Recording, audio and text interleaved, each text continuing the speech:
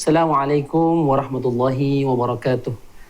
Alhamdulillah hadirin pemirsa UB TV yang dirahmati oleh Allah, kembali lagi bersama saya Wahyu Ainul Yakin yang setiap tahunnya insya Allah terus bertemu dengan kami dalam sharing-sharing agama tentang keagamaan, hukum-hukum Islam yang barangkali pemirsa UB TV masih belum ketahui atau bahkan sudah ada yang diketahui namun tetap masih menyimaknya.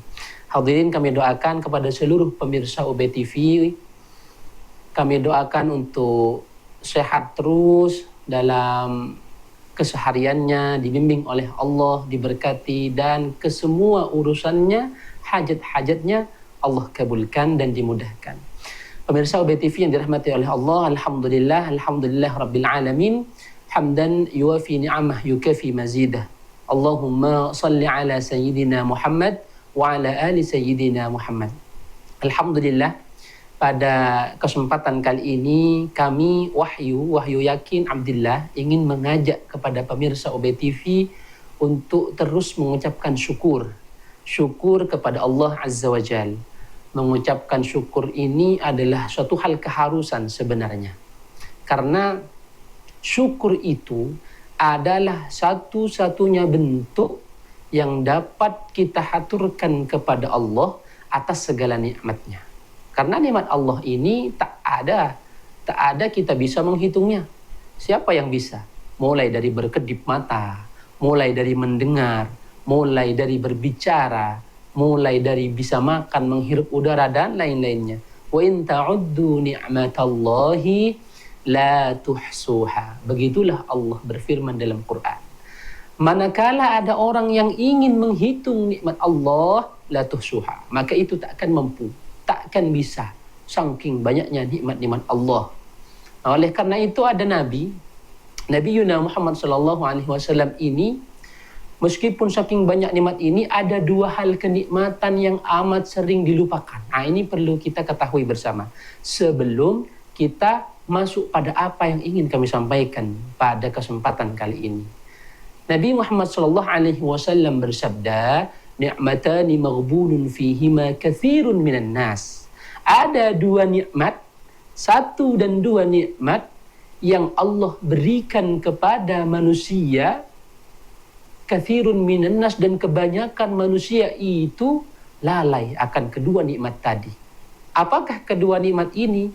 As-sihhatu wal faragh, kesehatan dan waktu senggang. Dua hal ini barangkali sering kita lakukan, sering kita temukan, sering kita rasakan. Namun kedua hal inilah yang sering juga kita lupakan. Ibaratnya kita sedang sekarang bisa menonton televisi ini, bisa menonton acara ini. Kalaulah tidak ada kesehatan, tidak bisa kita tonton. Sehat nikmat mata. Hanya saja kita sering melupakan nikmat sehat ini. Kita tidak berterima kasih pada Allah, kita tidak menggunakan nikmat ini dengan baik. Itulah as-sihah. Dan kedua adalah al-faragh. Faragh ini adalah waktu luang. Waktu luang. Sesehat apapun manusia, sesehat apapun seorang hamba, jika ingin menghadiri acara tanpa ada waktu luang, tak ada kita bisa datang. Maka dua hal inilah yang amat sangat perlu kita syukuri. Kesehatan dan juga waktu luang. Maka mari kita bersyukur kepada Allah, misalkan dengan cara bertalafut melafalkan Alhamdulillah, misalkan dengan cara sholat duha, misalkan dengan cara berbagi kebaikan dengan senyuman katakan, atau kanlah bisa berbagi dengan makanan, atau bisa berbagi dengan apapun yang kita bisa bagikan. Maka itulah bentuk rasa syukur kita. Karena orang-orang yang bisa mensyukuri apa yang ada, maka dialah yang bisa mendatangkan nikmat-nikmat yang belum ada. Seperti itulah kata-katanya. Orang yang bisa mensyukuri sesuatu yang ada, maka akan mendatangkan sesuatu yang tidak ada. Yang ada sekarang, katakanlah kita bisa makan dengan sehat, dengan keluarga, istri dan anak. Barangkali nanti suatu saat Allah berikan hidangan yang nikmat, dengan adanya suasana keluarga besar. Bisa seperti itu. Maka barangkali dari kita yang masih kurang bersyukurnya terhadap apa yang Tuhan berikan, yuk kita bersyukur. Yuk kita lafalkan alhamdulillah. Mari kita beribadah lebih giat, mari kita lakukan apa yang memang Allah perintahkan. Hadirin pemirsa UB TV yang dirahmati oleh Allah, pada kesempatan kali ini ada beberapa hal yang ingin kami sampaikan, terutama tentang khauf, kecemasan, terutama tentang kegelisahan dalam hati. Karena banyak orang-orang itu berjalan di muka bumi terlihat tenang di luar, namun di hatinya bergejolak. Karena banyak orang itu yang merasakan keresahan dalam diri namun belum berani diungkapkan, belum berani diceritakan. Oleh sebab itu kami ingin mengupas dengan tuntas apa penyebabnya dan bagaimana solusinya. Bagaimana solusinya, bagaimana penyebabnya, maka setelah inilah kita akan bahas bersama. Sekian, Wahyu Ainul Yaqin.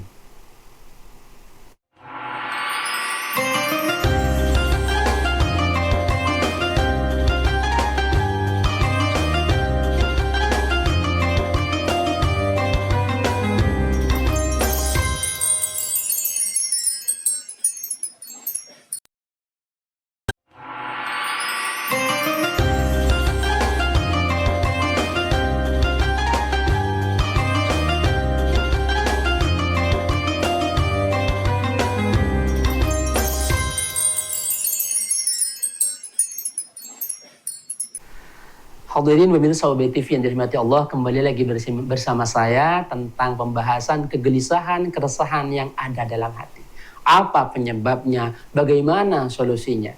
Namun sebelum itu ada sebuah kisah.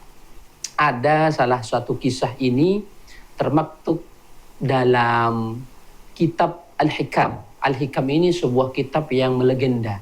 Banyak orang-orang Indonesia, ulama-ulama Indonesia, tentunya ulama yang bergelut dalam kitab-kitab turaf bahasa kami, kitab-kitab terdahulu, itu menggunakan kitab ini dalam sebuah kajian hikmah, kajian hati. Kalau kita katakan dengan tasawuf, ada yang mengatakan begitu, ada juga yang mengatakan tazkiyatun nafas. Al-Hikam ini dikarang oleh salah satu imam Ibnu Athaillah As-Sakandari. Dalam redaksi kitab itu, hadirin, dikatakan ada orang-orang yang level hambanya itu sudah masuk pada kata zuhad. Zuhad ini orang yang zuhud, sudah tidak memikirkan dunia. Memang benar-benar karena Allah, sudahan. Ada yang berlevel ubad, menghamba, level hamba. Namun dikatakan di sana kedua orang yang berlevel ini, maka ia masih memiliki kegelisahan sebenarnya. Begitu. Kami pun juga pertama kaget. Kenapa sekelas level ubad, kenapa sekelas level zuhad, orang yang ahli ibadah, orang yang ahli zuhud sudah tidak mau terhadap dunia, masih ada kegelisahan. Padahal ibadahnya sudah lancar, padahal zuhudnya sudah oke, tapi masih ada ternyata rasa kegelisahan. Kemudian dilanjutkan, ternyata Nabi Ibrahim alaihissalam pernah juga merasakan kegelisahan. Nabi ini sekelas Nabi Ibrahim. Nabi Ibrahim itu dijuluki dengan Abul Anbiya, ayahnya para nabi. Karena Nabi Ibrahim turunan-turunannya beliau kebanyakan dan rata-rata menjadi nabi. Bahkan Nabi Muhammad keturunannya Nabi Ibrahim. Nabi Ibrahim itu pernah merasakan kegelisahan, pernah merasakan ada sesuatu yang mengganjal. Wa idh qala Ibrahim rabbi arini kaifa tuhyil mauta. Dalam Quran, ketika dan tatkala itu Nabi Ibrahim berkata kepada Allah, Rabbi arini kaifa tuhyil mauta.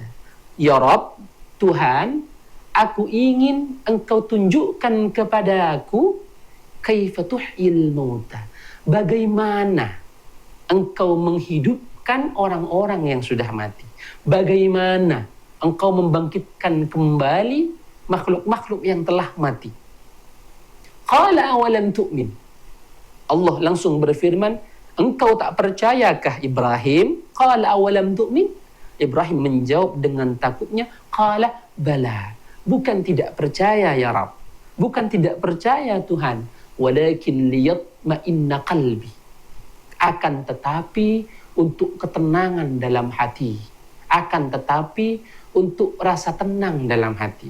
Memang tidak bisa dipungkiri, setiap orang memiliki problem-problemnya masing-masing, memiliki ketakutan-ketakutannya masing-masing. Maka kalau kita sedang merasakan khawatir, gelisah, takut, itu normality saja. Itu hal yang normal, hal yang wajar. Kemudian yang tidak wajar adalah apakah kita akan terus takut? Apakah kita akan terus gelisah? Disitulah jawabannya. Action setelah rasa itulah yang perlu kita telusuri. Kalau kita masih merasa takut, itu adalah problem yang sesungguhnya. Kalau kita merasa gelisah, lantas menghadap pada Allah dan hilang gelisahnya, itulah solusi yang terbaik. Dan itulah orang-orang mukmin yang sebenarnya. Innamal mu'minuna alladzina idza dzukirallah wajilat qulubuhum wa idza tuliyat alaihim ayatu zadatuhum imana. Orang-orang yang benar-benar beriman, kata Allah, kalaulah ada lafaz Allah tersebut terdengar dalam telinganya, wajilat qulubuhum, bergetar hatinya, bergerak hatinya. Wa idza tuliyat alaihim ayatu, dan tatkala dibacakan ayat-ayat Quran kepadanya, zadatuhum imana, bertambah keimanannya. Makanya ketika ada orang azan, Allahu Akbar, misalkan, telinga kita dan hati kita pasti akan refleks mendengar dan terdiam. Minimal 1 detik, 2 detik. Pasti azan. Walaupun setelahnya barangkali ketika di kafe, ketika masih ngerjain tugas misalkan, ketika masih berbicara dengan keluarga, ada azan, kemudian terdengar di telinga, berhenti sejenak namun tetap lanjut. Itu manusia biasa. Itulah yang dikatakan wajilat qulubuhum, berarti imannya masih ada. Nah, apa yang menjadi penyebab kegelisahan ini? Rasa kepuasan, rasa keingintahuan. Itulah Nabi Ibrahim. Nabi Ibrahim tadi merasa ingin tahu, ingin meminta pengetahuan lebih kepada Allah, bagaimana mayit itu, bagaimana makhluk yang sudah meninggal itu bangkit. Lihat ma'inna qalbi, kata Nabi Ibrahim, untuk menenangkan perasaannya.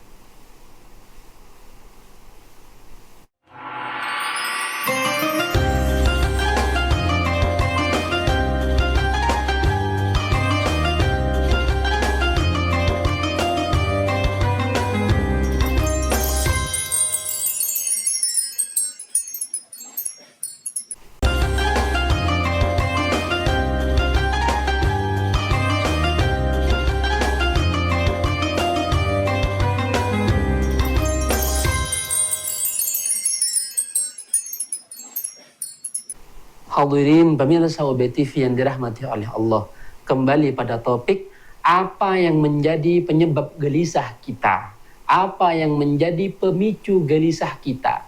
Pemicunya adalah kita memandang semua makhluk itu, menjadi problem.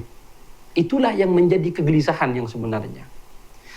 Kalau dari kata Al-Hikam tadi, karangan Ibnu Athaillah tadi, orang-orang yang zuhud, orang-orang yang ubad, itu gelisah itu dikarenakan dia masih memandang manusia atau makhluk-makhluk yang lain itu memutus terhadap amal kebaikannya. Katakan begini, adalah seorang yang zuhad ahli ibadah, terus ahli ibadah, kemudian ada orang yang ingin bertamu kepadanya. Maka orang ini yang ahli ibadah tadi, jangan sekali-kali merasa diganggu oleh orang ini. Karena kalau merasa diganggu oleh orang yang datang bertamu tadi, itu sebenarnya ada tingkatan yang paling bawah dalam menghamba kepada Allah. Karena masih merasa ada orang yang mengganggunya untuk beribadah. Itulah poin pertama. Gelisah itu ketika memandang semua makhluk ciptaan Tuhan adalah problem bagi kita. Tidak bisa kita menjadi orang yang mengatakan saya selalu benar, saya harus diikuti, saya harus menjadi orang pertama di depan. Tidak bisa. Nabi tidak mengajarkan begitu. Nabi tidak mengajarkan orang untuk memaksa diikuti. Nabi tidak pernah mengajarkan untuk menjadi seseorang diri yang menjadi senter dalam sebuah perkumpulan dan harus kita ikuti apa yang diucapkan. Tapi Nabi mengajarkan merangkul, menyayangi, dan mengasihi. Sehingga kalaulah ada orang datang bertamu, terima dengan baik-baik. Justru kita malah disitulah yang perlu kita pelajari. Bagaimana? Bahwa orang yang datang pada kita justru itu adalah kiriman dari Allah. Sebenarnya ini adalah perihal mindset saja. Untuk mindset yang pertama, katakan orang yang datang pada kita itu menjadi problem pada kita karena kita meninggalkan ibadah, justru ubahlah mindset seperti itu. Gantilah orang yang datang pada kita, mengadu nasib pada kita, meminta bantuan kita, itu utusan Allah untuk kita selesaikan. Karena banyak orang-orang itu, para teman-teman ataupun barangkali pemirsa OB TV yang merasa ketika bergabung dengan seseorang, ketika bertemu dengan orang baru, itu malah menjadi problem. Banyak yang merasa seperti itu. Sebenarnya justru kita yakini bahwa tidak ada sesuatu yang terjadi di dunia ini kecuali adalah kehendak Allah. Yakin dan percayalah itu adalah utusan Allah. Itu adalah takdir yang Allah siapkan pada kita. Maka sekali-kali tidak boleh menjadi orang yang walaupun ahli ibadah, tapi ia malah melalaikan terhadap sosialnya. Malah kita menjadi orang yang anti sosial. Malah kita menjadi orang yang hanya fokus pada ibadah saja, namun tidak sayang kepada keluarga, tidak sayang kepada tetangga, bahkan tidak menyayangi pada anak cucu kita. Tidak boleh menjadi orang seperti itu. Karena dua hal yang ditekankan oleh Allah dan Rasulnya. Hablun minallah, tali dengan Allah, hablun minan nas, tali dengan manusia. Vertikal dan horizontalnya harus sama-sama kuat. Jangan berat sebelah. Harus seimbang. Itulah nanti orang yang bisa menjaga keseimbangan tadi, pertama ia akan dijauhi dari sebuah kegelisahan. Dan yang nomor dua, ia akan naik level terhadap pada predikat arifina billah. Kalau dalam kitab Al-Hikam. Sehingga harapannya bagi saya sendiri terutama, untuk terus percaya bahwa segala sesuatu yang telah datang pada kita itu murni takdir Allah. Ada orang yang gelisah, ada orang yang ketakutan karena sebuah masalah. Jangan sekali-kali takut. Percaya kepada Allah, fa inna ma'al usri yusra. Setelah ada kesusahan, pasti ada kemudahan. Bukankah begitu cara berpikir sebenarnya? Justru kita jangan fokus pada problem, fokus pada setelah problem. Katakanlah begini, kita bisa melihat cahaya, kita bisa melihat warna putih, karena hakikatnya kita tahu warna hitam. Andai saja kita tidak tahu warna hitam itu seperti apa, tidak ada bahasa warna putih, tidak ada bahasa warna merah, kuning, dan hijau itu. Karena dua hal itu harus berpasangan. Antara ada yang terang, ada yang gelap. Ada musibah, ada solusi. Sehingga Allah berfirman, setiap sesuatu yang di dunia ini Allah ciptakan berpasang-pasangan. Supaya tahu bahwa hanyalah Allah yang tidak berpasangan. Ada kaya, ada cukup, ada terang, ada gelap, ada malam dan ada siang. Maka mulai dari sekarang setelah ini, mari kita rubah mindset kita. Jangan sampai fokus pada problem, tapi fokuslah pada setelah problem, yakni mencari solusinya. Sekian dari saya, mohon maaf bila ada salahnya. Para hadirin pemirsa OB TV, saya doakan semoga Allah berkahi panjenengan selalu. Assalamualaikum warahmatullahi wabarakatuh.